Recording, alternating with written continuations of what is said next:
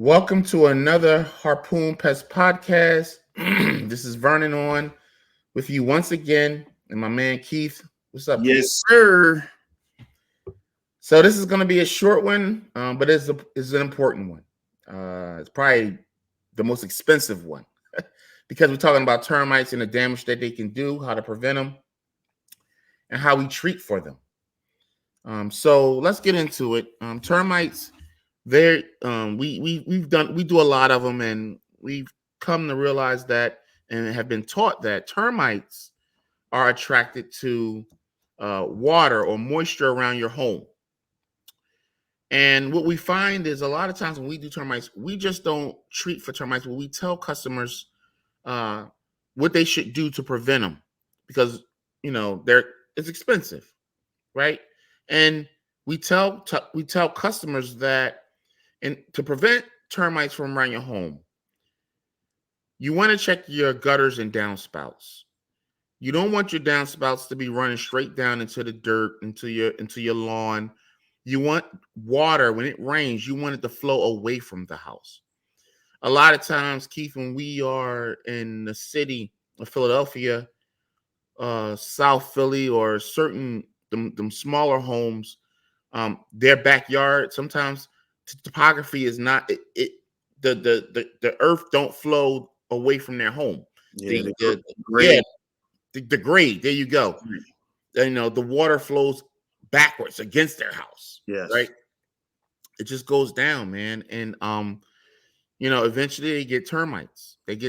So you really want to make sure that when the moisture and the rainwater flows away from your house, it prevents termites. Another thing, and then I'm gonna let you take over, Keith, is tree stumps. Yes. Tree stumps next to the home is a big deal. I had a tell you how termites is. I had a shed. I lived in Southwest Philly. I had a shed, and I had built a platform for the shed. I didn't want the shed to be on the concrete, so I had built a wooden platform for the shed and set the shed up a little higher because of rain. I didn't want the shed. It was made of the metal. I didn't want it to rust, the bottom to rust. Man, it took a couple years, but the termites found it, and I had a solid concrete pad. Right, built this wooden platform. Went in there looking for some tools. Foot went through the wood, right to the platform. They ate up the platform. They was all in there, man. So they find termites got a job to do. They find dead wood and they get rid of it. So if you got tree stumps next to your house, they're gonna find it. That's their job. And so this is how you can prevent termites from going to your home. Keith, you can touch on and elaborate on that, and also how we treat for them. Yeah. Thanks, Vern. First of all, super excited about today's topic, termites, because we're coming out of our winter season and into some mild temperatures, which I've heard in the industry. We've gotten swarms already in certain parts of the country. New York have gotten swarms already, termite swarms. But to dive into what Vern was just talking about a little deeper, when I came in this industry doing some training and learning and studying, the word that comes out is conducive conditions. So the first thing you want to do is inspect a home or structure, looking for conducive conditions, downspouts, roofs, things of that nature, and see if water and moisture are flowing back to the foundation. Um, the other thing when it comes to conducive conditions, termites are constantly foraging underground looking for what they eat. They're looking to eat cellulose, which in turn is wood. So they're looking for that wood to soil contract. Um, the uh, the termite that we deal with in our area is a subterranean termite. Sub meaning under the ground. So they're in the ground, constantly looking for food. So what type of food? Once again, it's a wood cellulose product. They're foraging. They run into, say, a fence post, a wooden fence post. They find it. They're telling their friends, "Hey, we got steak over here, guys. Let's come get it." And that's your house as well. So, preventing termites. So the drier you can keep the house, the crawl space, the basement, the less attractive it is to termites. Some things that we suggest: dehumidifiers. If your humidity's up in the home, you can lessen that. Um, and once again, moving moisture away from the house, putting on extendos on those downspouts, things of that nature. So to cross over into treatment, we're looking to do, our company does about 95% liquid treatment. Mhm. So we're going to inject the termiticide around the structure to form a barrier. We're using a non-repellent so that the termite doesn't know there's product in the ground. We want them to go back and forth through the product, pass it along, and that way you get colony elimination. Um, any thoughts on that, Vern? Yeah, so you can have concrete or you can have soil. If you got concrete around your home, we drill it. We go down. We pump this fluid into the ground. Like he said, it's a termiticide. It's a really good product that we use, and it lasts a long time. As like you said, Keith, as long as you keep the water away from your home, it lasts a long time. We also, if they've already done damage to your joists, we pump a foam into your joists to kill the immediate termites that's in the joist.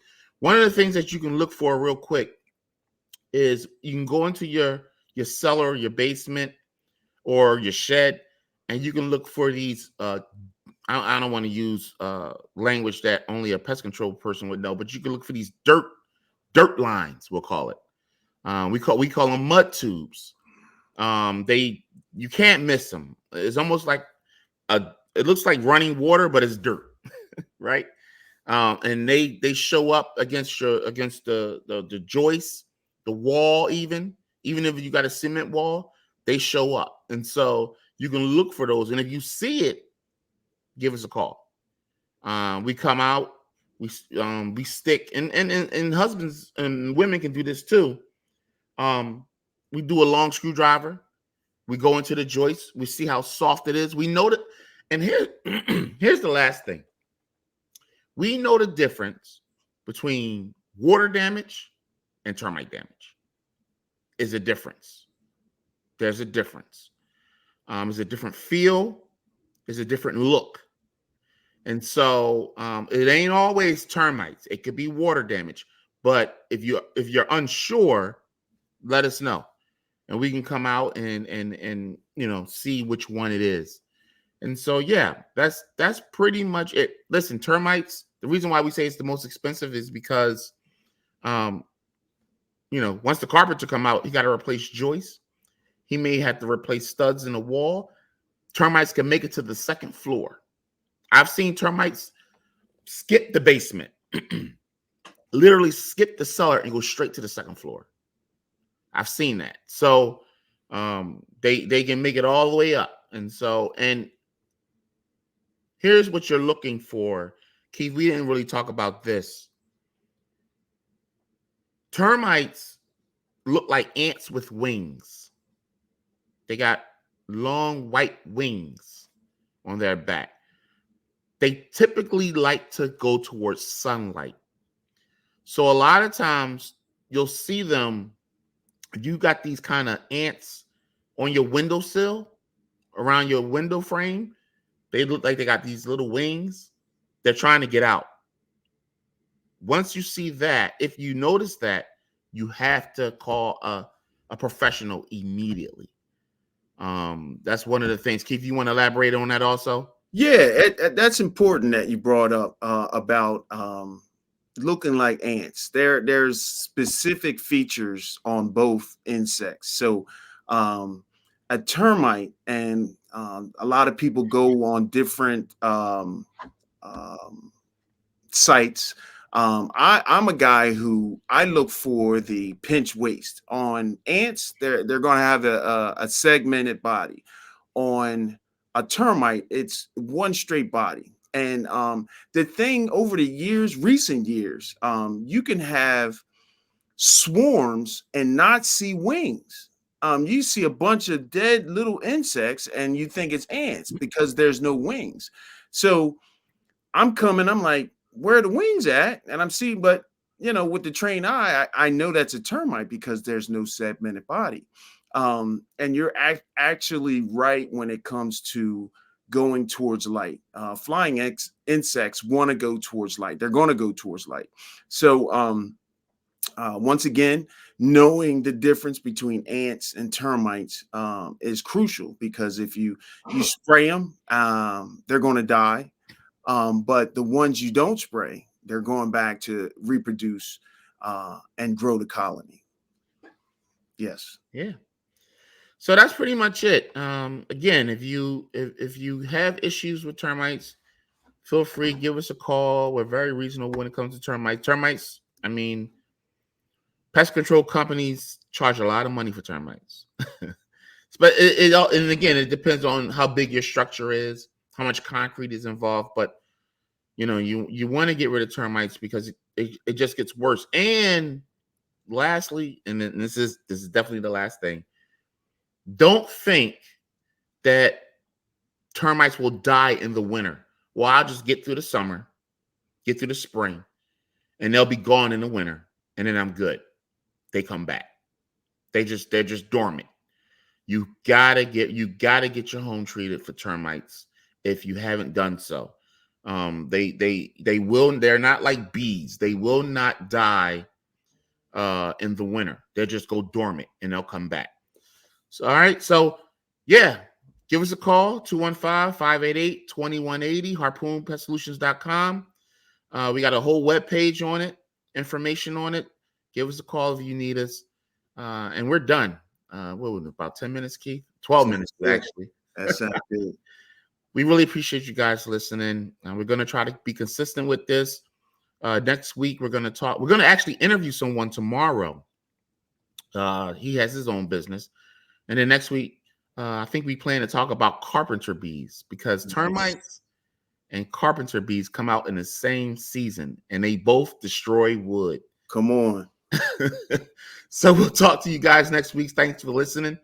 This is Harpoon Pest Podcast signing off.